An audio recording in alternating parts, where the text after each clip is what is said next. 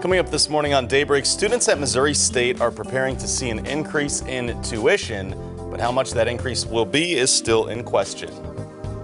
And two medical students on a mission to bike across the country stopped by Springfield this week. Hannah Zettel caught up with them to see how the ride is going. Plus, a new development looking to appeal to the high demand for homeless housing faces criticism from surrounding businesses. We'll have that and more coming up for you this morning on Daybreak. Good morning and thanks for waking up with us. It's Thursday, April 18th. I'm Lauren Barnes. And I'm Joe Morano. As you wake up this morning, maybe a little trouble sleeping, huh? Yeah, or if you're a deep sleeper, maybe not. I think it just depends this time. Oh, I set an alarm to get up to see how everything was doing, but I woke up before the alarm just from wind and everything else coming through. Did you? Yeah. No, I slept like a baby. Never mind. I was tired. Right. Doesn't apply to you. I'm sure you're not the only one, though. Right. Yeah. So at home, if you were doing that, maybe you tuned in, you saw Lisa Raffa. She was working online, on air, all that stuff overnight, right? Yes. Yep.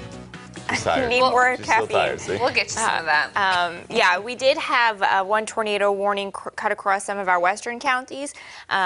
Not sure yet if a tornado did actually touch down. The Weather Service will survey that once the sun comes up. But you can see no watch is in effect. The severe threat is over. All right, good to see that that's clear. It's going to get cold on the back end of that, right? Right. We're looking at temperatures pretty cool today. Again, severe thunderstorm watches that were in effect overnight have cleared. That's because those showers and storms have really pushed to the east. We just got some clouds left over, and they really even weakened as they pushed to the east. The only thing that's left for now is a couple of showers back from Mountain View through Melbourne and then up towards Ash Flat in north central Arkansas.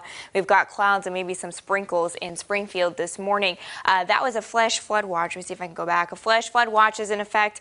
Sorry, graphics are getting a little aggravated. Flash flood watch is in effect until 7 p.m. to the south and east. This is where we can continue to see some heavy rain today. Cooler air is coming in on the backside of that front. Temperatures are about 6 degrees colder in Springfield. Already in the 50s, it's 58 degrees right now. Dew points are also drying out to where it might have felt a little bit stickier yesterday, and of course on the overnight things are turning drier. So maybe a little bit wet this morning and then through lunchtime, dry through dismissal in the evening commute, but the clouds will linger. We're looking at cloudy skies with a high of about 57 degrees. A look at your Easter weekend coming up in 10 minutes. All right, making news now. That weather that we're talking about certainly active overnight. You may have noticed a quick line of storms rolling through Springfield around 2 in the morning. To our west in Jasper County, though, the Joplin area did get a lot of weather damage. 60-plus mile-per-hour winds tore down power lines, caused over 1,000 people to lose power.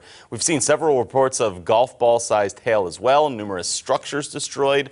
No injuries reported so far. The National Weather Service will be on site today to survey this damage. In your education coverage, Missouri State University students could soon be seeing an increase in tuition, but how much, we're not sure. The university gets its funding in two major ways, through state funding and tuition costs. The university requested more money for next school year, but has not yet decided on whether or not to grant that. The state hasn't. Chief of Staff Ryan DeBuff says if MSU receives the money it's seeking from the state, the increase could be lower than 5%. Our prospects look very good in obtaining additional state appropriations at this point, thanks to the leadership of our legislature. And we are very hopeful that when we get to May and when we get to June, we're talking about waiving off a very substantial part of this maximum allowable tuition increase. The school's budget for next school year is due in June, and a 5% increase would raise tuition by about $350 a year. A pair of medical students from Ohio are on a mission to bike across America from the west to east coast. Great story. The duo has already pedaled their way through Springfield, but Hannah Zettel was able to catch up with them and check in to see how the journey's going. Ricky Voigt and Bobby Easterling are studying medicine at the University of Toledo. It was there the men decided to embark on a cross-country cycling tour to raise money for a cause they care so much about. I always thought it'd be something that'd be cool to do, and we had this time to do it and had a good cause that we could raise some money for. A pair of medical students from Ohio have brought the phrase pedal to the metal to life. We're doing about 80 miles a day when we're actually moving. Ricky Voigt and Bobby Easterling study medicine at the University of Toledo, but they can now add cross-country cyclists to their resumes. We're currently riding across the country from Los Angeles to the DC area, from the Pacific Ocean to the Atlantic Ocean. 16 flat tires so far, so we're getting good at changing those out. The friends embarked on the journey to see different parts of the country while raising money for a cause they will devote their careers to. I think there's a lot of people that face barriers to obtaining their health care. Voigt and Easterling are raising money for Community Care Clinic in Toledo. The operation is free for underinsured patients and is made up of staff members and med students volunteering services. The clinic actually has about an annual budget of around $20,000 a year, and we've already raised more than half of their annual budget. The duo departed in March after learning where their upcoming residencies would take place. And we had about 7 weeks before we had to be back for graduation, so it gave us the right time window to be able to pursue this. Pedaling nearly 100 miles a day with survival supplies strapped to their backs. It's everything we need just for the hand. The experience is one the men say they will never forget. There's definitely been days where we're supposed to do 100 miles and we're like 50, 60 miles in, and it's been tough, but you just got to keep pedaling. In total, the men have biked over 3,600 miles. Do you guys think you could do that? Absolutely not. I'm also impressed that these med students who have no downtime use their 7-week window to do this. Good point. I like a good bike ride, but I can handle that one at all. Gosh, 100 miles a day. I'd be like him, 50 miles in. Just got to keep pedaling. I love that advice. The only way to go. Hannah Zettel this morning, everyone. Thank you very much. Moving on now, a new law requires Arkansas schools to let expelled students continue their education. Republicans first sponsored a bill to allow students who were suspended or expelled to continue to get credit.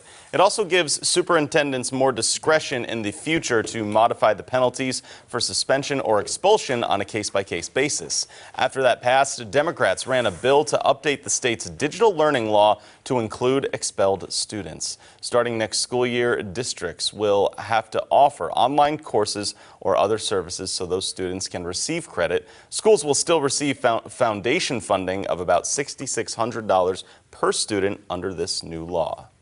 And in some more local news, a 5-acre lot for Eden Village may go up near the 3300 block of West Division Street, but several residents around the area aren't too happy about that idea.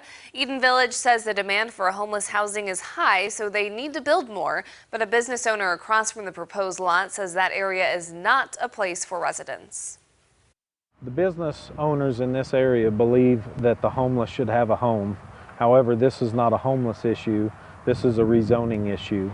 Placing 40 residents directly across from heavy industrial and manufacturing businesses, creating dust, smells, sound, will create a legal problem in the future between residents and business owners. We can't imagine that the people that we house that are disabled and sleeping outside, that sleep under bridges and in the middle of a busy city at night, are going to mind a little extra noise if the neighbors that currently live there don't mind it.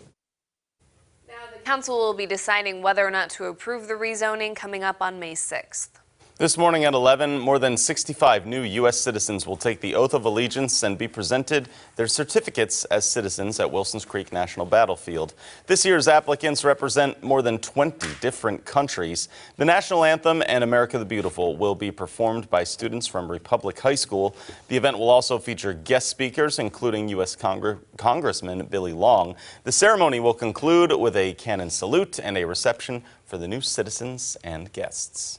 Still up for you here on Daybreak. Boeing gives an update on its 737 MAX software. Plus, Pinterest gets to go public today. We'll have some more information on its IPO in just a few minutes. From Color 10 Ozarks First, Lauren Barnes, Joe Morano, and weather with meteorologist Elisa Raffa. This is Color 10 News Daybreak.